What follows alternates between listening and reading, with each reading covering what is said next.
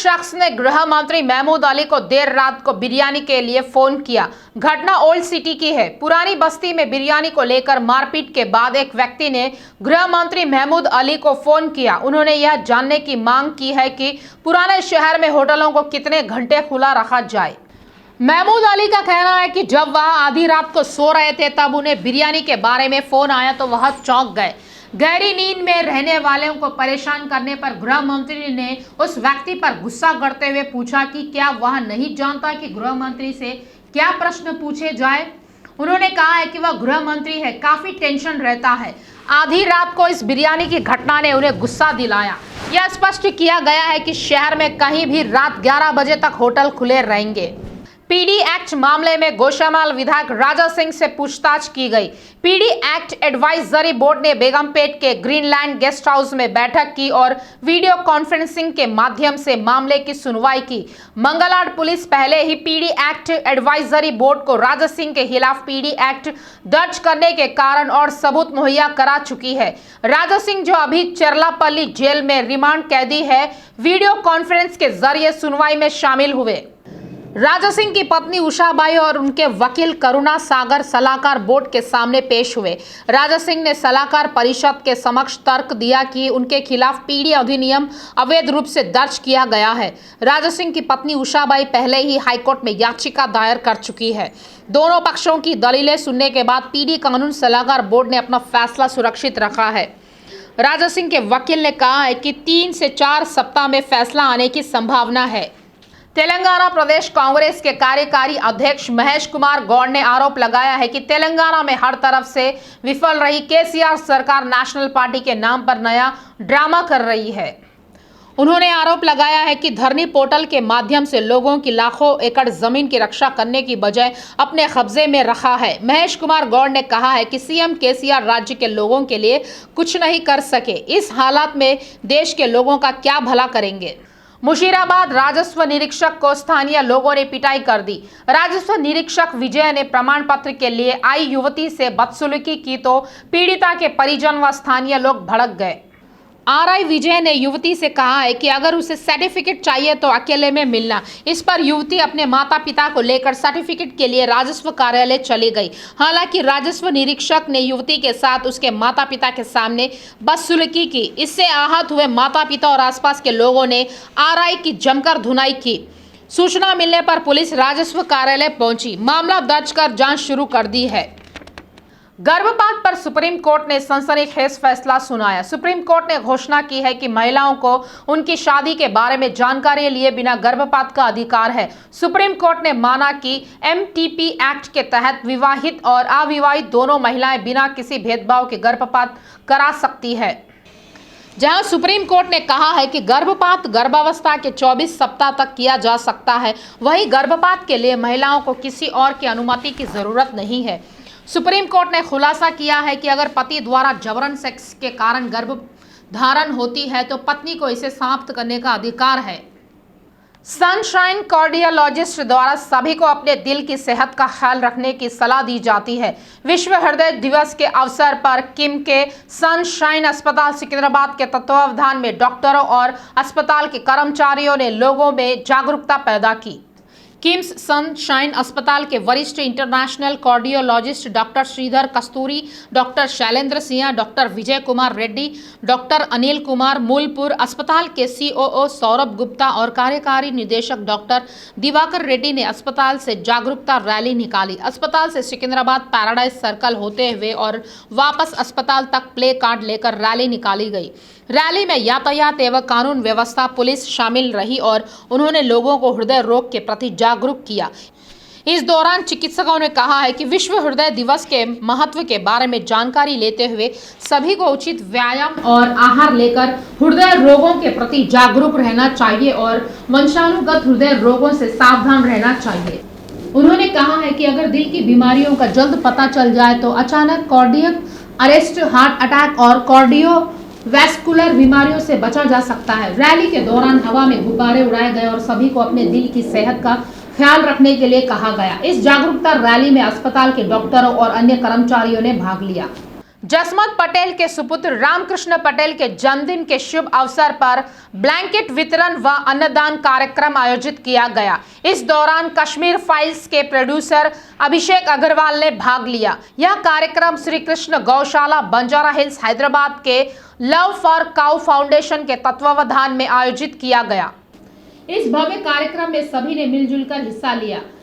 आपको बता दें कि जसमत पटेल ने कहा है कि इस तरह के कार्यक्रमों का आयोजन विभिन्न गौशालाओं में भी आयोजित किए जाते हैं। कार्यक्रम के आयोजन में अभिषेक अग्रवाल का भी सहयोग मिला। कार्यक्रम में गौ पूजा की गई। कार्यक्रम में रिद्धिश जागीरदार, आर.के. जैन, विजू शर्मा, मुकेश चौहान, गौरक्षक शिवा व अन्य उपस्थित थे। इस भव्य कार्यक्रम में सभी ने मिलकर बढ़ चढ़कर हिस्सा लिया व कार्यक्रम को सफल बनाया।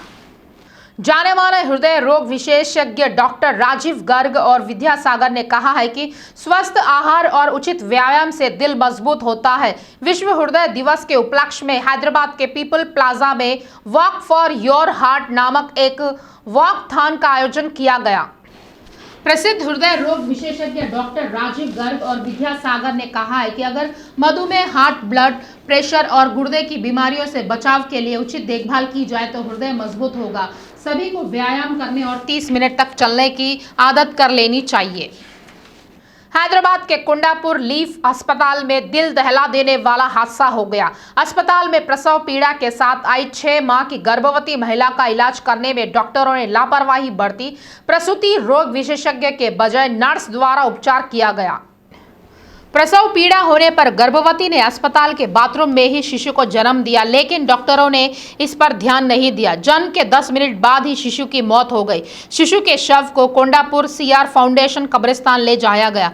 घटना के 2 दिन बाद पुलिस ने मामला दर्ज कर लिया है। बाद में शिशु का शव बरामद किया गया और पुलिस ने उनकी मौजूदगी में मेडिकल परीक्षण किया। इस सिलसिले में पीड़िता के परिजनों ने न्याय की गुहार लगाई। नाटकन तालाब की घटना में अपनी जान गंवा बैठे 3 छात्रों के शव को तैराकियों ने पानी से बाहर निकाला। घटना मेडचल जिला कीसरा मंडल के चिरियाल गांव की है। पुलिस ने पुष्टि की है कि छात्र हैदराबाद के TRK कॉलेज में डिप्लोमा के 3रे वर्ष के लिए पढ़ रहे थे। हरिहरन और उबैद का जन्मदिन होने पर दोस्तों के साथ कीसरगुट्टा गए। वहां पर जन्मदिन मनाने के बाद वापस लौट रहे थे। इस बीच उन्होंने मौज मस्ती हेतु नाटकन तालाब में तैराकी के लिए उतरे। इस दौरान डूबने से 3 छात्रों की मौत हुई। छात्रों के शवों को देखकर उनके माता पिता फूट फूट कर रो पड़े। सीएम केसीआर की सचिव स्मिता सबरवाल के ट्वीट पर एक बार फिर बहस छिड़ गई है। राज्य के दशहरा समारोह की पृष्ठभूमि में उन्होंने विभिन्न राज्यों में महिलाओं और पुरुषों के अनुपात को दर्शाते हुए भारत का एक नक्शा पोस्ट किया। सभी राज्यों में देवी देवताओं की पूजा भक्ति भाव से की जाती है, लेकिन यह नक्शा दिलचस्प है क्योंकि राज्य में पुरुष और महिला अनुपात अलग है। गुजरात, राजस्थान, पंजाब, हरियाणा और दिल्ली राज्यों में पुरुषों की तुलना में महिलाओं की आबादी कम है। कुछ नेटिजन्स ने आलोचना करना शुरू कर दिया है कि उनके द्वारा पोस्ट किए गए नक्शे में कश्मीर पूरा नहीं है। इस पर उनके पोस्ट की कड़ी आलोचना हुई। सबरवाल ने अपना पोस्ट हटा दिया है। इसके अलावा उन्होंने माफ़ी भी मांगी। स्मिता सबरवाल ने जब अपना ट्वीट डिलीट कर दिया तो कई लोगों ने उनका समर्थन भी किया। उन्होंने जो नक्शा पोस्ट किया था वह गलत हो सकता है, लेकिन उनकी अवधारणा बहुत अच्छी है। देश में 4,272 नए कोरोना मामले सामने आए हैं। इसके साथ ही कुल मामलों की संख्या 4,45,83,360 पहुंच गई है। इसमें से 4,40,13,999 पीड़ित स्वस्थ हो चुके हैं। अब तक 5,28,611 लोगों की मौत हो चुकी है। अन्य 40,750 मामले सक्रिय है। इस बीच पिछले 24 घंटों में 27 लोगों ने वायरस से दम तोड़ दिया और 4,474 लोग महामारी से बच गए। केंद्रीय स्वास्थ्य विभाग ने खुलासा किया है कि दैनिक सकारात्मक दर 1.35% है। इसने घोषणा की है कि कुल मामलों में से 0.9% सक्रिय थे। ठीक होने की दर 98.72% थी और मृत्यु दर 1.19% थी।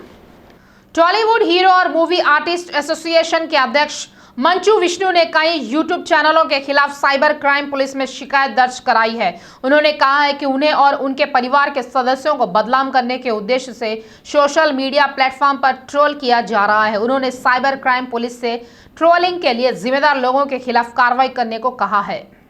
मंचू विष्णु ने खुद इस बात का खुलासा किया है कि उन्होंने साइबर क्राइम पुलिस से शिकायत की है। विष्णु ने कहा है कि उनकी शिकायत में 18 यूट्यूब चैनलों का जिक्र किया गया है। उन्होंने आरोप लगाया है कि टॉलीवुड एक हीरो उन्हें उनके ऑफिस से ट्रोल कर रहा है।